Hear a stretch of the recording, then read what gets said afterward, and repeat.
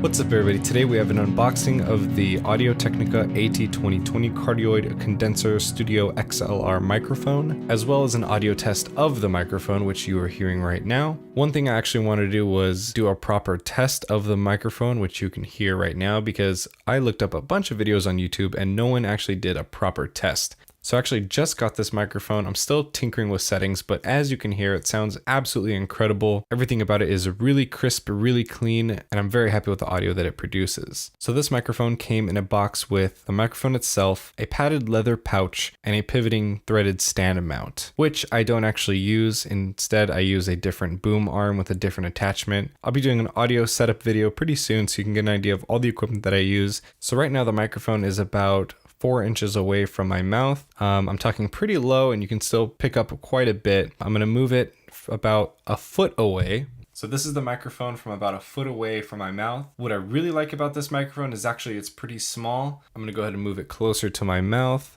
You could probably hear the difference there. So this is an XLR microphone, which means instead of using a USB connection, you use an XLR cable hooked into a mixer. As for the mixer, I use a Behringer Euphoria UMC 404 HD. I know that sounds like I'm just saying random letters and numbers, but I swear that's an actual product. As for recording software, I use Adobe Audition. I have the Adobe CC Suite. That's what I use for all my editing, and so that's what I'm using right now. It feels very high quality, has a little bit of weight to it, which is nice. And the best part about it is it's only about $100. Its competitor is the Blue Yeti. I've used it before, and personally, I like this microphone better. So separately from the microphone, I bought a shock mount, which came with a really nice pop filter that gets rid of all the P's and the hard T's and all that nonsense that you just don't need in your audio life. So far, I've had this microphone for a couple days. I'm really impressed with it. I really like the setup. So there's the unboxing and review of this microphone. If you enjoyed this video, please leave a like and don't forget to subscribe. If you like videos like this, more tech related, let me know in the comments below, and I will see you in the next video. Until then, take a chance.